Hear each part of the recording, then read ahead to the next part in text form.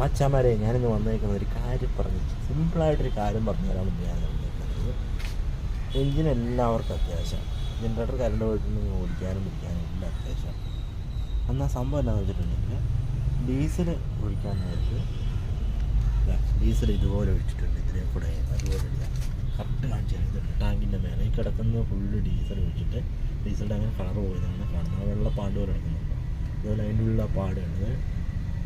Diesel ഒഴിച്ചിട്ട് തുടയ്ക്കാതെ ഇട്ടേക്കുന്നത്. Diesel ഇതുപോലെ തുടയ്ക്കാതിട്ടുണ്ട്. വയറിങ് ഹാർനസിൽ ഇതിൻ്റെ ഉള്ളിലൊക്കെ ഡീസൽ കയറി കിടക്കാൻ വ്യക്തമായിട്ട് കാണാം. ഇത് നമ്മൾ ശ്രദ്ധിച്ചില്ല. പ്രശ്നം എന്ന് വെച്ചിട്ടുണ്ടെങ്കിൽ, സംഭവം എഞ്ചിൻ ഓടുമ്പോൾ ഓൾട്ടർനേറ്ററിൻ്റെ പ്രശ്നം. ഓൾട്ടർനേറ്ററോട്ട് ഇതിൻ്റെ എന്താണ് പറയേണ്ടത്, അതിങ്ങനെ നന്നായിട്ട് ഓൾട്ടർനേറ്റർ കാരണം അതിങ്ങനെ തെറിച്ചിട്ട് ഓൾട്ടർനേറ്ററിൻ്റെ വൈൻഡിങ്ങൊക്കെ മുട്ടിയിട്ടുണ്ടെങ്കിൽ സംഭവം പ്രശ്നമാണ്. വൈൻഡിങ് കത്താനുള്ള സാധ്യതയുണ്ട്. അപ്പം ഓയിലും കാര്യങ്ങളൊക്കെ കിടക്കുന്നുണ്ട്. അപ്പോൾ എല്ലാ പ്രശ്നം എന്ന് വെച്ചിട്ടുണ്ടെങ്കിൽ നിങ്ങളെന്നാ ചെയ്യേണ്ടതില്ല, ഡീസൽ ഒഴിച്ച് അപ്പം തന്നെ തുടച്ച് കളയുക. അല്ലെങ്കിൽ മര്യാദയ്ക്ക്, അതായത് താഴെ പോകാത്ത രീതിയിൽ നല്ലവണ്ണം ശ്രദ്ധിച്ച് ഡീസൽ ഒഴിക്കുക.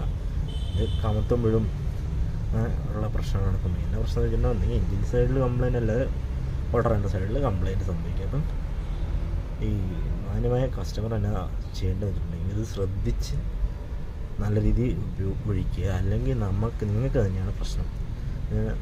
ലക്ഷങ്ങളുടെ കോസ്റ്റ്. പിന്നെ എന്തിനും സ്പാർക്ക് എന്തെങ്കിലും ഉണ്ട്, പെട്ടെന്ന് തീ പിടിക്കാനുള്ള സംഭവങ്ങളും കാര്യങ്ങളൊക്കെ ഉണ്ട്. അപ്പം നിങ്ങൾ മാക്സിമം ശ്രദ്ധിച്ച് ഡീസൽ ഒഴിക്കാൻ ശ്രദ്ധിക്കുക. ഇപ്പോൾ നമ്മളെന്നാ ചെയ്യുന്നത്, നമ്മൾ ചെക്കപ്പിന് വരാൻ ആദ്യം തുടച്ചു കൊടുക്കും. പിന്നെ പിറ്റേ മാസം വരുമ്പം ഇത് തന്നെ അവസ്ഥ. കസ്റ്റമറോട് പറഞ്ഞിട്ടും കാര്യമില്ല.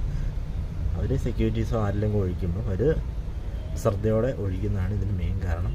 അപ്പോൾ നിങ്ങൾ മാക്സിമം ശ്രദ്ധിച്ച് ഒഴിച്ച് ഈ പ്രശ്നങ്ങൾ സോൾവ് ചെയ്യുക. അത് ഭാവിയിൽ ഉണ്ടാകുന്ന പ്രശ്നങ്ങൾ സോൾവ് ചെയ്യാൻ മാക്സിമം ശ്രദ്ധിക്കുക. Thank you.